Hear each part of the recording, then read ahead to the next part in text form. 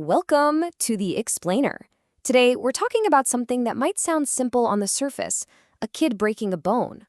But you know what? The way a child's body deals with that injury is, honestly, nothing short of amazing. We've all seen it, right? Maybe it was you as a kid, or maybe your own child. That fall from the monkey bars, that tumble on a bike. It ends with tears and, yep, a trip to the emergency room. A bone is broken.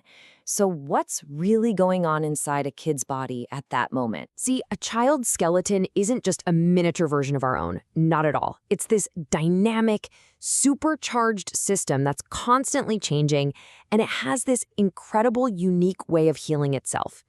The story of a pediatric fracture is really a story of biology at its absolute most resilient.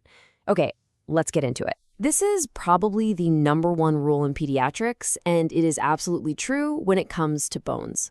The differences between a child and an adult go way down to the biological level, to the very structure of the bone itself. Okay, so check this out. These differences create a totally different playbook for how a break heals. A kid's bone is wrapped in this thick, biologically active sleeve called the periosteum. You can think of it like a nutrient-packed power blanket that brings a ton of blood flow to the break. That's why kids heal so much faster. And then there's remodeling. This is the really wild part. A child's body has this almost magical ability to straighten out and reshape a crooked bone as it grows. An adult skeleton? No way. It just can't do that. This extra flexibility also means kids get these very specific types of breaks that we're going to look at in a bit. So what's the actual engine driving all this crazy growth and healing? Well, it's a structure that only exists when we're young. Everybody meet the physis, or as pretty much everyone calls it, the growth plate. This right here is the construction zone of the skeleton. It's made of cartilage, and it's where new bone gets laid down, making our bones longer. It's literally the reason we get taller.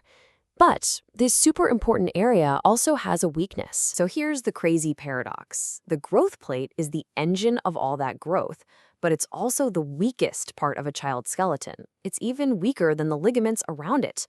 That's why if a kid has a bad joint injury, they're more likely to break the growth plate, whereas an adult in the same situation would probably tear a ligament.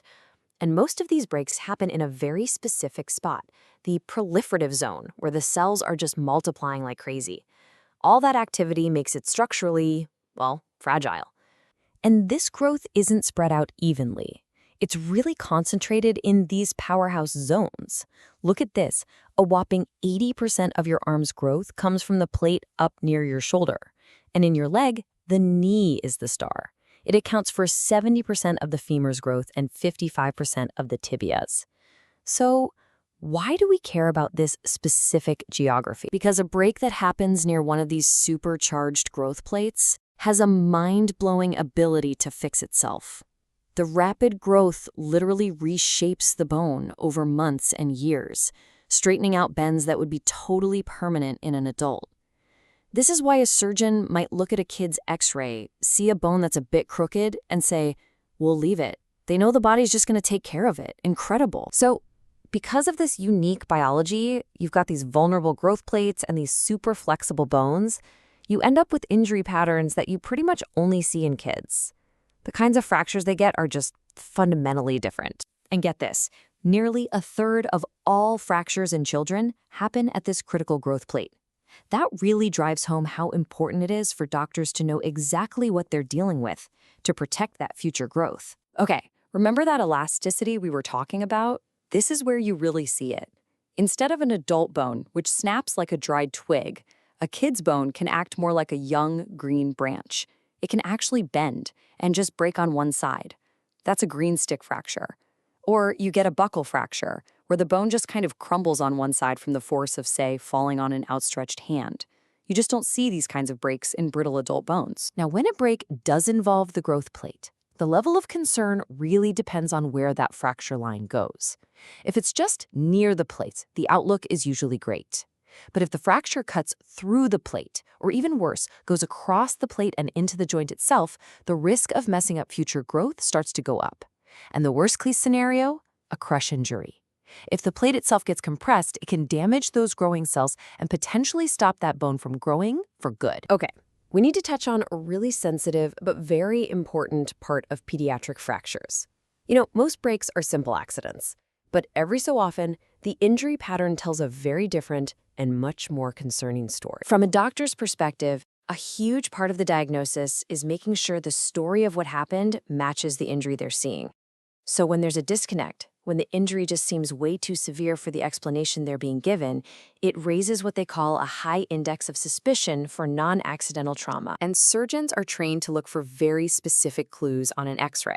For instance, finding multiple fractures that are all in different stages of healing, that suggests injuries happen at different times. Some fracture locations are huge red flags too, like breaks at the back of the ribs, or these tiny little metaphyseal corner fractures, which are chips of bone that get pulled off, often from a violent yanking or shaking motion. And of course, a big one, a broken leg or arm bone in a baby who can't even walk yet. They just can't generate that kind of force on their own. It's also really important to distinguish all that from birth fractures. Sometimes, during a tough delivery, a baby's collarbone, arm, or leg bone can break. The main sign is often something called pseudoparalysis. The baby just won't move that arm or leg. But the great news here is that these almost always heal up super fast and perfectly on their own, usually without any surgery at all. So, with all these unique breaks and amazing healing powers, how do doctors actually treat them? Well, they have a whole specialized toolkit designed just for the growing skeleton. No matter if you're 5 years old or 55, the goal is always the same. You have to line up the broken pieces correctly, that's anatomic reduction, and then you have to hold them perfectly still so they can heal, that's stable fixation. But how you do that in a kid, that's where it gets really creative. The options run the whole gamut. For a baby's femur fracture, a soft little harness might be all it takes. For a toddler, it might be a big spica cast. When things get more complicated, surgeons might use pins they insert right through the skin to hold the bone in place without a big surgery. For breaks in the middle of long bones, they can use these cool, flexible titanium nails that go inside the bone itself, providing support while still letting it grow.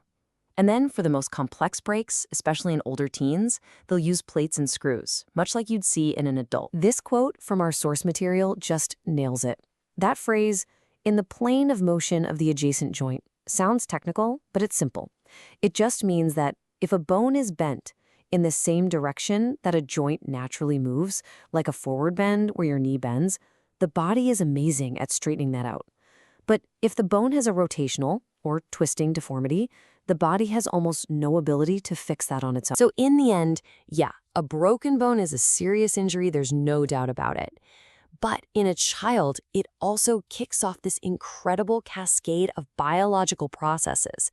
It's just a powerful, real-world example of the body's built-in ability to grow, to repair, and to reshape itself in a way that is truly deeply impressive. And that kind of leaves you with a final thought, doesn't it? This amazing self-repair system is at its absolute peak when we're young. What does that teach us about the regenerative potential that might still be locked away inside our biology? And what could we learn from it to help us heal better throughout our entire lives? Thanks for joining us for The Explainer.